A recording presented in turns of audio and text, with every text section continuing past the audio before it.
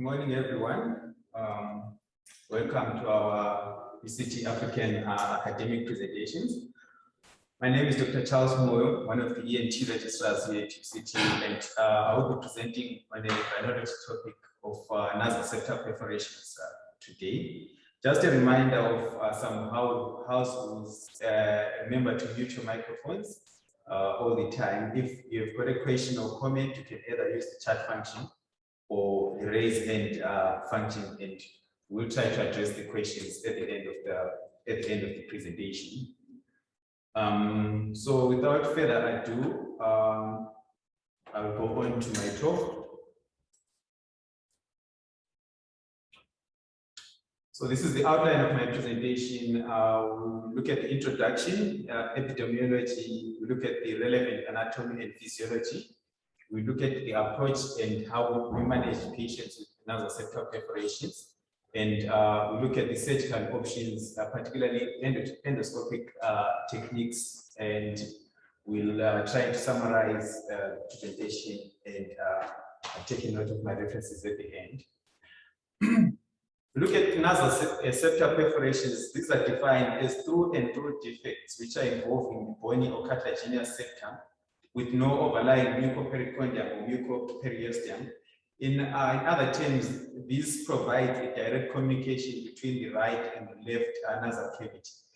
And these can be stratified according to size, of which you can have small perforations which are a diameter of less than or equal to 0.5 centimeters, and medium-sized, which are between 0.5 to 2 centimeters, and large diameter perforations, which are more than 2 centimeters.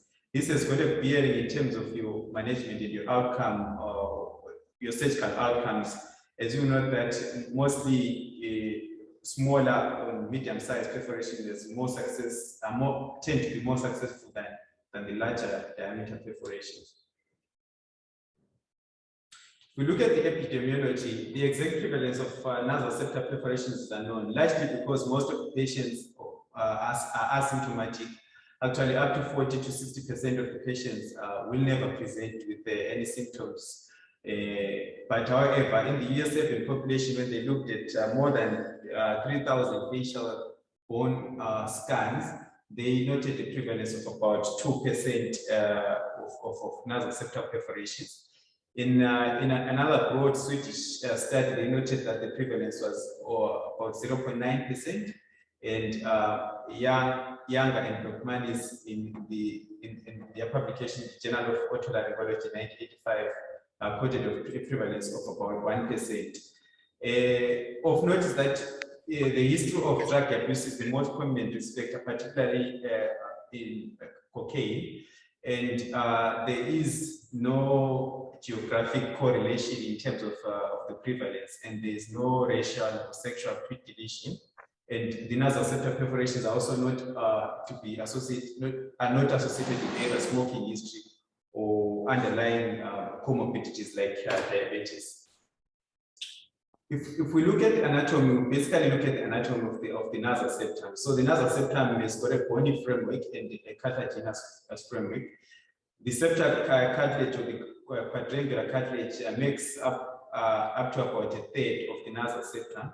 And then the remaining 2/3 are made up of bone contributed from the perpendicular plate of the ethmoid, the vomer, the crest of the sphenoid, the nasal crest of the palatine bone, nasal crest of the maxilla, with the anterior nasal spine, and contribution from the nasal bones, and medial cura of the alar cartilages. And if we look at the blood supply, the nose is one structure which is quite rich in blood supply. It has got contributions from both the external and internal carotid artery system. As we know, the external carotid artery gives us the facial artery, which will give us the sublabial artery, which will branch and give us the septal and lateral nasal artery, which will supply the septum and the ala of the nose. And then the external carotid artery terminates as the superficial temporal and maxillary artery, and the sphenopalatine artery is the termination of the maxillary artery, and it's actually one of the main contributors of blood supply of the nose. And we also have got contributions from the internal carotid artery system via the ophthalmic artery, which gives us the anterior and the posterior ethmoidal arteries. This has got a bearing, as you will see, that most of the surgical repair are based on this network of blood supply. This is a slide that shows us the innervation of the nose. We get innervation from the nasopalatal nerve, and also the contributions from the anterior and posterior ethmoidal nerves, which are branches of the nasociliary nerves. If we look at the physiology, computational fluid dynamics proponents have tried to explain the physiology of airflow in the nose. As we know that the nasal valve is the narrowest area of the nasal cavity, and that is where the resistance is quite high. We find that as air flows into the nasal cavity, initially it has got a laminar pattern, and then when it reaches the area of the nasal valve, there is increase in resistance, and there is change from laminar flow to a turbulent flow. And then one of the functions of the nasal valve is to actually redirect the air that we breathe into the region around the inferior meatus, and that is where most of the humidification and temperature modulation of the air occurs. And you find that on the medial aspect of the inferior turbulent, that is where the airflow is actually converted back from the turbulent flow to the laminar flow. Then you will find that if you have got pathology involving the region of the nasal valve, either be it obstruction or there is a septal perforation, there is change in the dynamics of airflow, with air being directed mostly into the superior part of the nasal cavity and in a turbulent pattern. This will usually worsen perhaps if a patient has got a septal perforation. This increases the shearing forces and usually worsens the underlying pathology. Look at the etiology of nasal septal perforation. You can broadly classify it into traumatic causes, surface irritants, infectious causes, neoplastic and inflammatory causes. By far, the most common causes of nasal septal perforations is nasal surgery. So you should take precautions, especially if you are doing a surgery of the nasal septum. You should try and make sure that you don't create opposing mucosal tears. And if you look at other traumatic causes, nose picking is also implicated, septal cauterization. If you do bilateral cauterization of the septum, especially on opposing surfaces, you run the risk of a nasal septal perforation. Patients with either hematoma, which can progress into a septal abscess, are also at a risk of septal perforations. Patients who are nasally intubated or with patients who have been inserted in nasogastric tube also at a risk of nasal septal perforations. We also see a lot of stab and gunshot wounds, especially in the South African setting. And as I had alluded previously, as we noted in our epidemiology, that actually cocaine use is being implicated as one of the most prominent underlying factors in patients with nasal septal perforations. And you should take note that syphilis and TB and also other infectious causes have been implicated as a cause of nasal septal perforations. Tuberculosis is quite important in our African context due to the high prevalence of HIV as well. And especially in patients with irregular perforation edges, you also need to have a high index of suspicion of malignant processes. And then you also have got chronic inflammatory conditions like sarcoidosis, Crohn's disease, granulomatosis with polyangiitis, formerly known as Wegener's granulomatosis, also presenting with the septal perforations. So if we look at briefly at the pathophysiology, as we know, the most common cause is trauma to the mucopericardium. This diminishes the blood supply to your mucosa, also your cartilaginous component. And this usually then progresses to your cartilage and mucosal necrosis, and there is epithelialization of the mucosal edges, which prevents closure of the defect, as synonymous to what we see in tympanic membrane perforations. And if you look at cocaine as the most prominent risk factors, it predisposes to nasal septal perforations by various methods. One is it causes vasoconstriction, and this predisposes to ischemic breakdown of cartilage, and it also contains chemical irritants, especially the illicit type, which also irritates the nasal mucosa and predisposes to septal perforations. And the vasoconstrictive effect also creates the microaerophilic environment, which is quite suitable for anaerobic infections. And you should note that due to these factors, the repairs in septal repairs in active cocaine users are more likely to fail. It is one of the absolute contraindications for surgical repair. And if you look at the presentation of patients with nasal septal perforations, it really depends on the size and location. As I alluded previously, that most of these patients, they are asymptomatic, but however, they may present with nasal obstruction, sensation of nasal dryness, or excessive crusting, and epistaxis with whistling. Whistling, we mostly note it in patients with smaller sized nasal septal perforations, and they may present with headaches due to chronic inflammation in the nasal cavity.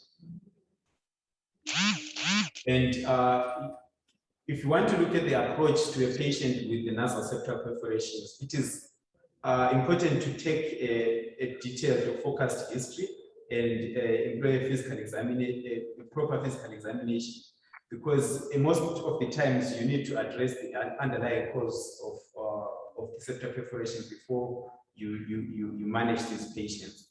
So you want to also look at the size of the perforation, you want to look at the dimensions of the perforation so that you can plan your surgical approach, and you want to also look at the anatomical location of the perforations. As we know, most symptomatic perforations are located anteriorly. The posterior septal perforations are rarely symptomatic. And then you want to examine your patient, you want to do a nasal endoscopy and assess the septum and the nasal cavity. And you also want to assess the quality, and quantity of the remaining mucosa. This is what a bearing in terms of your surgical management. And you want to also assess if there is any osteocartilaginous framework which is available for your support of your grafts. And you also want to assess the borders of the perforation, if they are smooth or mature borders versus irregular borders which are suspicious of a non-benign lesion. And you may also want to CT scan your patient. This helps in terms of your pre-operative planning, and you also you want to scan your patient again if you are suspecting any nasal or paranasal sinus disease. A biopsy may be indicated, especially if there is no clear cause of the nasal septal perforation, or if your patient, if the perforation has got irregular edges, or if the symptomatology or presentation is atypical. So you want, when you biopsy these patients, you want to biopsy the posterior edge. You want to try and avoid biopsying the superior edge, because this will contribute to the of the perforation, which may make your intervention quite difficult. And it is of importance again that when you biopsy these patients, in the context of, in our African context, we know TB is quite prevalent due to HIV. You almost always send these specimens for TB microscopic culture and sensitivity, and you also send for fungal stains. Laboratory investigations will mainly depend on your history taking and your findings on your physical examinations, but you may do these tests if you're suspecting these autoimmune conditions or these chronic granulomatous diseases. So if we look at the management of nasal septal perforations, if there are no treatment is necessary if the patient is asymptomatic, and it is important that you always find out the cause before instituting any form of treatment. Randy, 200. So in terms of treatment, you can broadly classify the management into either non-surgical approaches or surgical approaches. Non-surgical approaches are basically aim at reducing the drying effect in the nasal mucosa. You want to alleviate crusting, you want to reduce the epistaxis. And you want to also employ nasal hygiene. You want to counsel your patients to avoid nasal manipulations. This can be exposed to epistaxis and nasal crusting as well. You use of saline nasal douches or regular humidification may reduce crust formation, and use of antibiotic ointment or petroleum-based ointments usually prevents the drying and hardening of crust. This is important again if you want to institute surgical management so that you prevent any inflammation in the perforation. If we look at nasal hygiene, no studies really have been made to determine the effectiveness of these non-surgical approaches, but most of the patients use the regimen twice daily, and it takes up to 6 to 8 weeks to actually determine the effectiveness of these methods in maturing the margins of the perforation. And then it's also part of the non-surgical management. There is also use of septal patterns, which have been available since the 1970s. These are suitable mainly in patients who are poor surgical candidates or patients who prefer the non-operative approach. They also come in different materials. We've got plastics or silicone materials. You can either use them as a temporary or long-term intervention. And we have got prefabricated septal patterns or tailor-made septal patterns. Prefabricated, usually these ones are straight, and the tailor-made are custom patterns that are sort of like tailored to the structure of the perforation and your nasal septum. So the septal patterns mainly they control the whistling and reduce the risk, and reduces the episodes of epistaxis. So if we look at the custom-made patterns in this study, they reviewed about 57 patients aged between 19 and 85. This was a retrospective review from about 1997 to 2004. And at follow-up, about 75% of the patients still had the septal patterns in situ, and about 83% of the patients were satisfied by the overall subjective improvement on the visual analog scale. So in this article, they concluded that custom-made septal patterns are an alternative if there are contraindications to surgery or if the patient refuses any surgical intervention. But however, taking into consideration that not all patients can be satisfactorily treated. And again, in this systematic review and meta-analysis by Taylor, which was published in 2015, looking at the prosthesis for nasal septal perforations. So they showed that there is actually level 4 evidence for the safety and efficacy of prosthesis or septal patterns for nasal septal perforations. And there is favorable success rates of up to about 65% with fewer reports of complications. And then it is, however, worth noting that these septal patterns, they don't come without pitfalls. So they can actually be associated with increased frequency of epistaxis if there is a constant friction between the mucosa and these prostheses. And plastic material may actually collect around your flanges, and you may actually get enlargement, predispose your patient to enlargement of the defect, and patients may complain of intranasal pain. And if your prosthesis is bulky, it may actually increase the nasal blockage, especially in the region of the nasal valve. And this, and again, these septal patterns, since they are foreign bodies, they also predispose to granuloma formation, which is the commonest reason why the patients request removal of the prosthesis. And then if we are are going to employ surgery as our option of management, it is also crucial to provide the best procedure for the best outcome for the patient. You, as I had alluded previously, you also want to note the size of the perforation, the quality, of your margins. If there's any remaining, how adequate is the remaining mucosa? If there is any osteocartilaginous support for some of the grafts.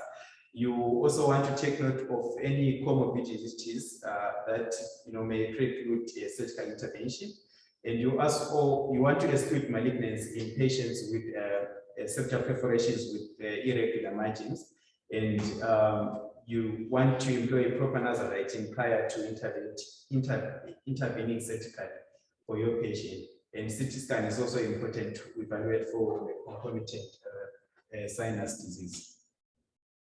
These are some of the contraindications for surgical intervention. Patient preference is actually important. Patients who are not fit for general anesthesia, because most of these surgical interventions, the patient will be subject to general anesthesia. Current cocaine users, these and malignancy actually absolute contraindications for surgical intervention, and also as well as active granulomatous diseases. So if we look at literature, some surgeons are actually advocates of enlargement of the perforation, since it's been noted that actually smaller size perforations are the ones which are troublesome and are the ones which are troublesome and more symptomatic than larger perforations. So this intervention was described by Jackson and Coates in 1922, but however, there is little evidence to support its use.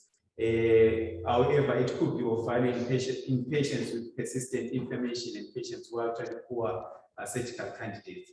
However, Chen et al. in 2018 in the EA Nose and Throat Journal found that enlarging the perforation edges posterior to the head of the milk tablet is actually effective in relieving symptoms in selected patients. And then we go on to surgical repairs. Surgical repairs will include either free grafts that can be either simple or composite autografts or allografts, or you can make use of pedicle flaps, that is your local nasal mucosal flaps, your buccal mucosal flaps, your composite septal cartilage and mucosal flaps, or composite skin and cartilage flaps. And you can also make use of rotational advancement of either mucopericonial or muco or periosteal flaps. And it is, however, worth noting that these are the two most important factors which usually affect the outcome of your intervention. One is the sufficiency of the residual nasal mucosa, as I alluded previously, that perforations which are less than 2 centimeters in diameter have got a higher success rate than larger perforations. And actually, it's been noted that routine use of connective tissue interposition grafts has been associated with more success of your surgical intervention. If we look at literature in terms of the surgical repairs, this was a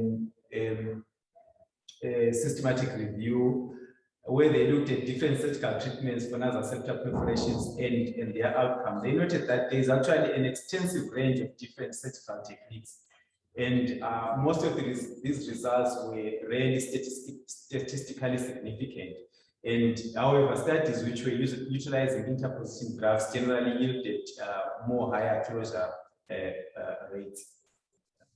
And in their conclusion, they concluded that it is difficult to be categorical about the effectiveness of the surgical methods due to the broad range of surgical methods that are used. But it is worth noting that each technique actually has its own advantages and disadvantages. So these are some of the graft materials that have been used. You can either use temporal fascia, you can use periosteum for the cranium, for the mastoid. You can use cartilage, septal cartilage, auricular cartilage, or rib cartilage. You can use pericondium or bone from the ribs or the iliac crest. And then if you look at the surgical techniques, the plethora of the operations describes or sort of like testifies the difficulties involved in this repair of the nasal septal perforations. And there's lack of high levels of evidence-based medicine, and each case should be individualized, depending on the size of the perforation, the location of the perforations, the quality of the nasal mucosa, personal history, previous surgery, or the surgeon's experience. But in this talk, I'll focus mainly on the endoscopic techniques, since there is actually a large number of sort of like surgical techniques which have been employed. I basically looked at this article which was published in 2019 in the European Archives of Otolaryngology, where they describe the various endoscopic approaches for the management of septal perforations. This article, they noted some of the advantages of the endoscopic technique in management of septal perforations. You avoid the scar, which is associated with the external approaches. The patients have got a shorter hospital stay and cost, which is actually important in the context of COVID, where you don't have the luxury of theater time and hospital beds. And it also, these endoscopic approaches, they preclude the morbidity associated with some of the external approaches. So in this article, they divided the perforations into perforations with osteocartilaginous support versus perforations without osteocartilaginous support. So the first technique they describe is the mucosal advancement flaps, which is usually employed for less than 2 centimeter defects. So in this approach, you are basically advancing this mucosa on the superior and inferiorly based mucopericranial flaps. So the inferiorly based mucosal flap is actually based on the posterior nasal artery, which is a branch of the sphenopalatine, the superior labial artery, which gives the septal branch, and the incisive artery. And then superiorly, the flaps are placed on the branches of the septal branches of the anterior ethmoid artery. So basically, what you do, you freshen the edges of your nasal septal perforations, and then you elevate a mucopericranial flap, and then you advance these flaps and suture them. But it is important that you don't suture these flaps in an opposite manner. And then they also described a bilateral crossover technique. This is also employed in patients with osteocartilaginous support. And this is also used in less than 2 centimeter defects. You either make a racket or a square incision, and you employ 2 flaps. There is an inferiorly based flap and a superiorly based flap. So you elevate on one side, you elevate an inferiorly based flap, which you will flip over or transpose to the contralateral side, and then this is basically what you do. So you elevate this flap, and then you transpose it to the contralateral side, and then you elevate a superiorly based mucopericranial flap, and then you transpose it to the contralateral side, and then you can either use the fibrin glue or absorbable sutures for closure. And again, for the septal perforations with osteocartilaginous support, you can make use of the anterior ethmoid artery septal flap. Basically, what you do is in this flap, you make the posterior limit of your flap is about 1 centimeter behind the septal protection of your middle turbinate. And then the posterior aspect of the perforation being the anterior limit of your flap.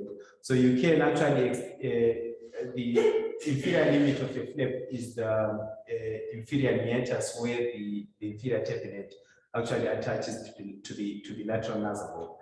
So of note is that this technique is actually used commonly for almost small, less than 2 centimeter defects.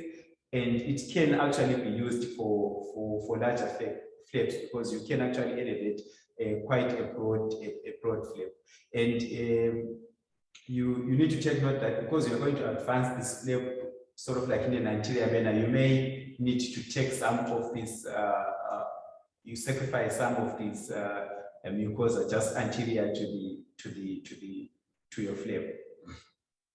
And then again, if you look at the perforations without osteocartilaginous support, these are a bit difficult to repair. But one method that they describe is the lateral nasal wall flap, which can be either an anteriorly placed or a posteriorly placed lateral nasal wall flap. The posteriorly placed lateral nasal wall flap is based on the posterolateral nasal artery, which is also a branch of the sphenopalatine artery. And the anteriorly placed lateral nasal wall flap is based on branches of the anterior ethmoid artery and the alar arteries. And of note is that usually this is a two-stage procedure. Initially, you raise your flap, you transpose and you fix it to your perforation. And then in about 3 to 6 months, you take your patient back again for sectioning of the pedicle. So I will just describe the posteriorly based lateral nasal wall flap approach. So basically, this is based on your posterior lateral nasal artery, which is a branch of the sphenopalatine artery. And you want to make this horizontal incision, the superior limit being the mucosal incision just on the superior aspect of the inferior tapinate, where the inferior tapinate attaches to the lateral nasal wall. Then you elevate a mucoperiosteal flap there, and also the inferior limit of your flap is on the floor of the nasal cavity. And this technique is actually employed in mainly in small to medium-sized perforations. And again, you need to take note that this is a pedicle flap, and you need to come back in about 3 to 6 months to transact the pedicle. And then again, for patients with septal perforations without any osteocartilaginous support, you may employ what we call a nasal flow or an inferior meatus flap. So in this technique, you can either do a simple nasal flow or inferior meatus flap, or you can do an extended approach. This basically shows this is the simpler inferior meatus flap, where you make these sort of like horizontal incisions at the posterior and anterior aspect of the flap, and the lateral limit of your flap will be at the junction of your inferior tapinate with the lateral nasal wall inferiorly. So you can elevate a broader flap or a longer flap or what we call an extended inferior meatus flap. That is, you will take all this mucoperiosteum, which is also covering the inferior tapinate, up to the superior aspect of the inferior tapinate, where it joins to the lateral nasal wall, which is actually important if you've got larger perforations. Basically, what you do is after you elevate the flap, you take out a bit of this the cartilage which is remaining on the inferior rim of the perforation, and then you will transpose this flap onto the contralateral side, and then freshen the mucosa. You freshen the superior aspect of your septal perforations. That is so that you can suture this superior, so that you can suture a flap onto freshened edges on the superior aspect of the flap. So basically, these pictures show this inferior meatal flap or nasal flow of flap. This is the basic or the simple type, where your limit is on the lateral nasal wall, where your inferior meatus joins or attaches to the lateral nasal wall. And then this is basically the extended approach. As you can see that the inferior tapinate has been skeletonized. But you need to just go back. And then lastly, there is a pericranial flap. The pericranial flap is actually reserved for very large septal perforations or septal defects. And this flap is basically based on the supraorbital and the supratracheal vessels. And you need to create your frontal sinus osteotomies, because that is where you are going to transpose your flap to close your defect. And then you can then switch out the flap into the remaining mucosa anteriorly and the sphenoid rostrum posteriorly, and anchor it to the palate inferiorly. And then some of the other approaches that have been described, the external rhinoplasty or rhinoseptoplasty, using either the transcolamellar or colamellar fulcrum incision. This also can be modified for excellent exposure of your septum and the lower dorsum of your nose. And as also part of the external rhinoplasty techniques, you can also use anacris incisions. But however, these have got limited access, and if you combine this with the transcolamellar incision, you run the risk of the flap ischemia. And however, it is well known that some of these are for larger perforations. The other approach which has been described is the meatus approach, which is usually quite large, and you run about 30% of species, and these will be modified by the use of tissue expanders. And the success rate has been up to 80%, 2 to 4 centimeters, because that's described in actually one series. And again, I won't go into much detail because in the interest of time on these other approaches, but these are some of the other approaches that have been described in submucosal flaps. This is actually a good or a nice step to use in larger defects, because you can actually harvest lots of sublabial mucosa. And nasolabial skin flaps have also been described. However, these also need a sort of a staged approach, whereby you also need to translate the peptide in about 3 to 6 months. And you will also have got a posterior inverting septal approach. This basically posteriorly based, or you make use of your mucoperiosteal flap to close anterior defects. And acellular human dermal allografts have also been described with actually reasonable success rates, and facial atrium musculomucosal petticle flaps for large defects. So in summary, in this article which I just presented, if you have got a patient with a nasal septal perforation with osteochondrogenesis support, you need to stratify your patients according to the size of the perforations. If the patient perforation is less than 2 centimeters, you either have got an anterior inferior perforation or a medium to high perforation. And you can make use of either mucosal advancement flaps for these perforations or cross-over flap techniques, or make use of the anterior ethmoidal artery flap. And then for larger defects, basically located anywhere, you can make use of the anterior ethmoidal artery flap that I described previously. And then patients without osteocartilaginous support with smaller perforations, which are less than 2 centimeters, either anterior or inferior, you can make use of the inferior meatus flap or anterior-based lateral nasal flap, or an inferior tapered flap. And the medium to high small perforations, you can make use of the posterior lateral nasal posteriorly based lateral nasal flap, a middle tapered flap, or an inferior tapered flap. And then for larger perforations, which are more than 2 centimeters, you can use an inferior meatus flap, because you can make use of an extended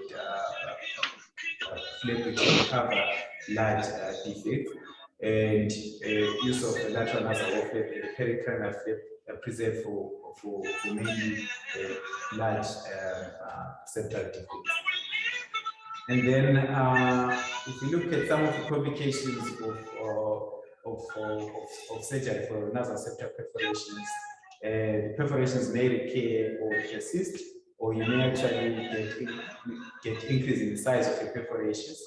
And it is noted that the perforation is actually more than 2 centimeters in diameter is an independent risk factor for failure of your surgical intervention.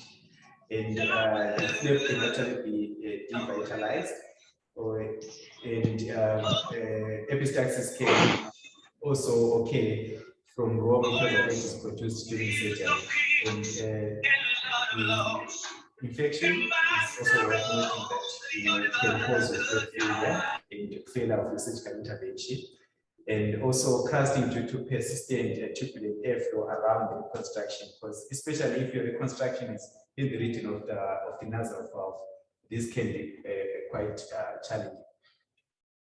Then in conclusion, multiple surgical operations have been described for septal perforations.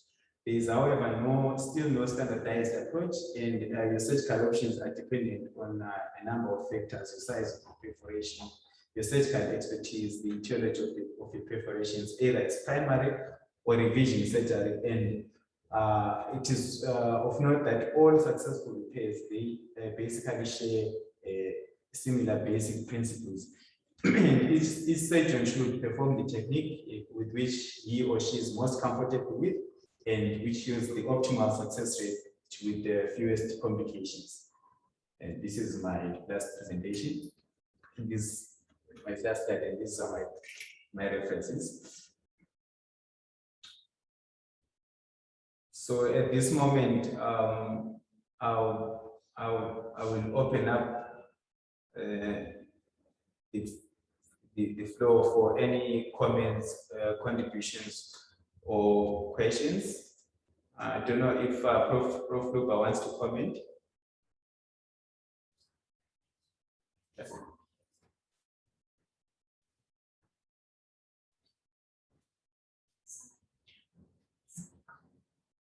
Yes. Maybe Nick, Dr. Gonzalez, you want to comment? Thanks, Charles. Can you hear me?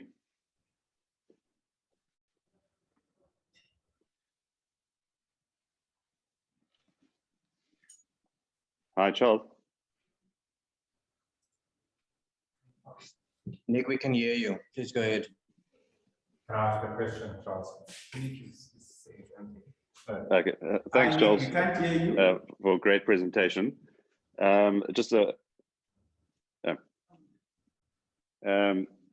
Thanks, Charles, for a great presentation. Very comprehensive. Just some comments. The autoimmune conditions